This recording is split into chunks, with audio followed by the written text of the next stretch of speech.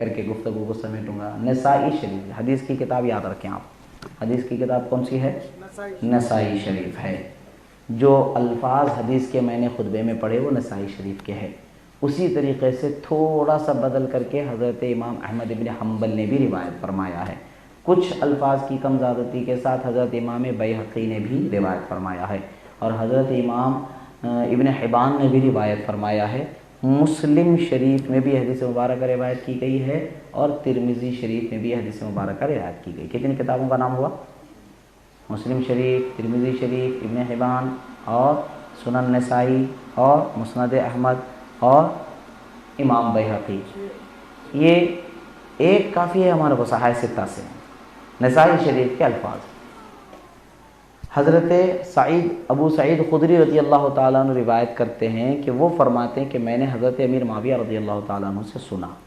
حضرت امیر معاویہ رضی اللہ تعالیٰ عنہ فرماتے ہیں کہ سرکار دو عالم صلی اللہ تعالیٰ علیہ وسلم اپنے حجرے مبارکہ سے باہر تشریف لاتے ہیں، صحابہ کرام حلقہ بنائے ہوئے بیٹھے تھے، یعنی گول دائرہ بنا کر کے بیٹھے ہوئے تھے، اور سرکار دو عالم صلی اللہ تعالیٰ علیہ وسلم نے پوچھا، فخرج رسول اللہ صلی اللہ تعالیٰ علیہ حلقۃ یعنی من اصحابہ فقال ما اجلسکم، سرکار نے فرمایا کہ تم کو یہاں کیوں بیٹھایا گیا ہے، یعنی تم لوگ کیوں بیٹھے ہو؟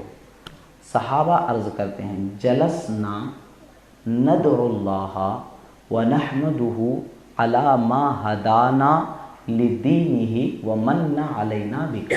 امام احمد ابن حنبل نے فرمایا جلسنا نذکر اللہ ونحمدہ علی ما ہدانا لدینہ الاسلام ومن علینا بک۔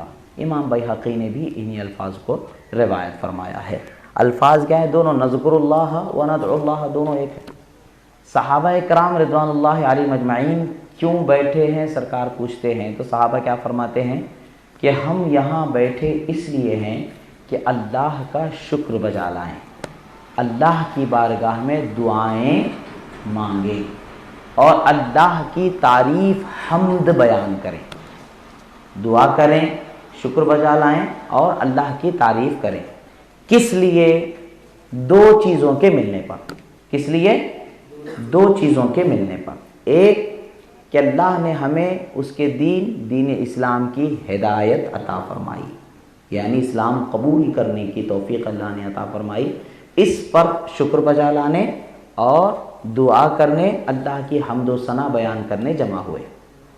دوسری چیز صحابہ فرماتے سوچنے کی بات ہے کہ وہ من علینا بکا، یعنی دوسری وہ چیز اللہ نے آپ کو ہم میں بھیج کر کے جو انعام فرمایا ہے اس انعام پر شکر بجا لانے بیٹھے۔ اسلام کے ملنے پر شکر بجا لا رہے ہیں، رسول اللہ کے بھیجے جانے پر شکر بجا لا رہے ہیں، اسلام کے ملنے پر اللہ کی حمد بیان کی جا رہی ہے، اور رسول اللہ صلی اللہ تعالی وسلم کے ان کے درمیان پیدا کیے جانے پر اللہ تعالیٰ کی حمد بیان کی جا رہی ہے، اور یہ دو نعمتوں کے مل جانے پر اللہ کی بارگاہ میں دعائیں مانگی جا رہی ہے۔ اتنا کہہ دیتے کافی تھا، مگر اللہ کے رسول صلی اللہ تعالی وسلم قسم دیتے، فرماتے ہیں اللہ ما اجلسکم الا ذاک، فرماتے خدا کی قسم ہے بتاؤ کیا تم اسی لیے بیٹھے ہو کہ کسی دوسرے لیے بیٹھے؟ کہنے والا کہہ سکتا تھا جو پہلی حدیث میں نے سنائی حضرت عبداللہ ابن عباس کی کہ اصحاب رسول اللہ صلی اللہ علیہ وسلم ناس من اصحاب رسول اللہ صلی اللہ تعالی وسلم ینتظرونہ، کچھ صحابہ کرام سرکار کا انتظار کرتے ہوئے بیٹھے تھے، بیٹھے بیٹھے ذکر کر رہے تھے، اسی ذکر کے لیے خاص جمع نہیں ہوئی، کوئی یہ کہہ کر کے رد کر سکتا ہے، مگر اس کا جواب اس حدیث میں اللہ کے رسول صلی اللہ علیہ وسلم خدا کی قسم دے کر کے صحابہ سے پوچھتے ہیں خدا کی قسم ہے بتاؤ کہ تم لوگ یہاں جمع کیوں ہوئے؟ کیا میرے بھیجے جانے پر اور اسلام کے مل جانے پر شکر بجا لانے بیٹھے ہو یا کوئی اور مقصد سے آئے ہو؟ قسم دینے والا کون ہے؟ اللہ کا رسول، اور قسم کس کی؟ رب تعالیٰ کی۔ اور صحابہ کیا کریں؟ قالوا اللہ ما اجلسنا الا علی ذاک، فرماتے خدا کی قسم ہم یہاں بیٹھے ہیں تو اسی لیے بیٹھے ہیں یا رسول اللہ کہ آپ کے پیدا کیے جانے، ہمارے درمیان بھیجے جانے پر اور اسلام کے مل جانے پر اللہ کا شکر بجا لائیں، اس کی تعریف بیان کریں۔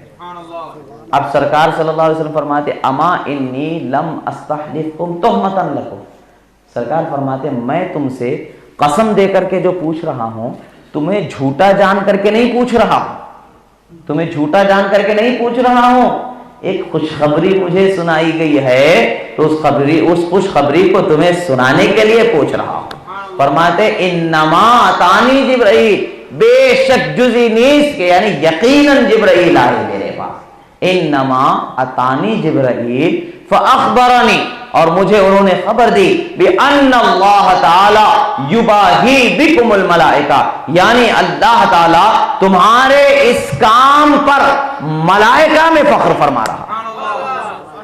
آج اس محفل کو اور اس محفل کو دیکھیں، ہم لوگ یہاں کیوں جمع ہوتے ہیں؟ میلاد کی محفل میں ہم جمع کیوں ہوتے ہیں؟ سرکار کے بھیجے جانے پر اللہ کا شکر بجا لانے، دین کے مل جانے پر اللہ کی حمد و ثنا بیان کرنے کے لیے۔ کوئی اور کام ہوتا ہے؟ کوئی اور کام ہوتا ہی نہیں، ہم کرتے وہی ہیں جو خدا و رسول نے بتایا۔ اس محفل کو اگر شرک کہہ دے تو اس محفل کو کیا کہیں گے جو رسول اللہ کے زمانے میں قائم ہوئی؟ یہ لوگ سوال کرتے ہیں کیا ایسی محفلیں رسول اللہ کے زمانے میں ہوئی تھی؟ اب تم پوچھو گے بھئی ایسے لائٹیں لگی تھی کیا، شامیانہ لگا تھا کیا، کرسیاں لگی تھی کیا؟ پلاسٹک اب کی ایجاد ہے، جب کی ایجاد تھوڑی ہے۔ کرسی کا ثبوت کون کیسے دے گا؟ بیٹھنے کا ثبوت دے گا۔ لائٹ اب کی بنی ہوئی ہے، اس زمانے میں جمع ہونے کا ثبوت دے گا۔ دن میں جمع ہوں گے تو روشنی کی ضرورت نہیں، رات میں جمع ہوں گے تو روشنی کی ضرورت ہے۔ رات میں جمع ہوتے ہیں تو چراغ یا الاؤ روشن کیا جاتا ہے۔ ہمارے پاس اللہ نے نعمتیں دی ہے، سہولتیں دی ہے، ہم روشن کرتے ہیں، چراغ جلاتے ہیں، لائٹ جلاتے ہیں، قمقمے لگاتے ہیں، اپنی خوشی و مسرت کا اظہار کرتے ہیں۔ اللہ تعالیٰ کیا فرماتا ہے؟ لقد من اللہ علی المؤمنین اذ بعث فیہم رسولا، اللہ نے مومنوں پر احسان فرمایا، انعام فرمایا کہ ان کے درمیان اپنے رسول کو بھیجا۔ اور اللہ تعالیٰ کیا فرماتا ہے؟ قل بفضل اللہ وبرحمتہ فبذلک فلیفرحوا هو خیر مما یجمعون، اے حبیب آپ فرما دیں اللہ کا جو فضل تمہیں ملا ہے، اس فضل کے ملنے پر، اللہ کی رحمت ملنے پر خوب خوشیوں کا اہتمام کرو، خوشیوں میں مال خرچ کرو، جمع کر کے رکھنے سے زیادہ خرچ کرنا اچھا ہے۔ اللہ تو ہمیں اس کی رحمت ملنے پر خرچ کرنے کو کہہ رہا ہے، فضل ملنے پر خرچ کرنے کو کہہ رہا ہے۔ اور یہ لوگ کہتے ہیں کہ بھئی رحمت کون ہے؟ ہمارے نبی ہے۔ فضل کون ہے؟ ہمارے نبی ہے۔ ان کے ملنے پر اگر ہم کچھ خرچ کرتے ہیں، خدا کے حکم کے مطابق اگر کچھ کرتے ہیں تو تکلیف ان کو کیوں ہوتی ہے؟ زکوٰۃ کھا کھا کر کے حرام کھانے کی عادت پڑ جاتی ہے۔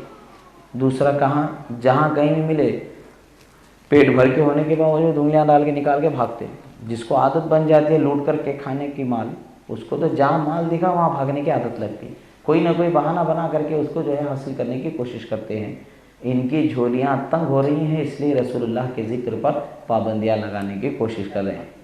تمہاری جھولی تمہیں مبارک، تمہاری جھولی تمہیں جو اللہ دے اس میں ہمیں اس سے غرض نہیں، ہمیں تو ہمارے آقا کی رحمت مبارک ہے، ہمیں تو اللہ کے فضل مبارک ہے، اس کے حبیب کی ذات مبارک ہے۔ اللہ نے جب وہ مبارک بنا کر کے ہمیں دیا ہے تو اس کا مبارک جاننا ہمارے لیے غلط کیوں ہے؟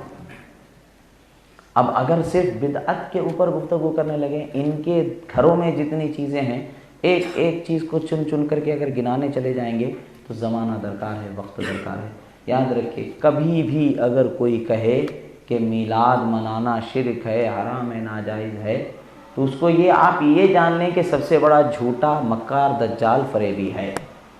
زیادہ کچھ بولتا ہے تو اس حدیث کے حوالے سے آپ سوال کر لیں کہ کیا اسے میلاد کی محفل کی ترجمانی، اس محفل کو ترجمانی کہا جائے گا یا نہیں کہا جائے گا؟ اگر پڑھا ہوگا، سمجھ اللہ دے تو ہو سکتا ہے سمجھ جائے، ورنہ شیطان کو پورا گاؤں کے پوری دنیا مل کے ولی نہیں بنا سکتا۔ اس کو چھوڑے اس کے راستے پر، ہمیں اپنے راستے پر چلنا، ڈرنا نہیں کبھی بھی۔ اور جتنی باتیں میں تقریر میں کہہ کر کے جا رہا ہوں، انشاءاللہ میں جب تک زندہ ہوں، دیکھنے کی، بولنے کی، پڑھنے کی صلاحیت جب تک میرے جسم میں اللہ سلامت رکھے، کبھی بھی آئیں ہر جملے کا دلائل کے ساتھ انشاءاللہ ثبوت پیش کرتے ہیں، سرکار غوث پاک کے صدقے پر انشاءاللہ۔ ڈرنا نہیں، ہمارے پاس دلیل نہیں، کبھی نہیں سمجھنا۔ ہم حق پر ہیں، سب سے بڑی دلیل ہے، ہم حق پر ہیں، سب سے بڑی دلیل۔ ہم نبی کا ذکر کر رہے ہیں، یہ حق پر ہونے کی دلیل۔ ہم نبی کی عظمت کو بیان کر رہے ہیں، یہ حق پر ہونے کی دلیل ہے۔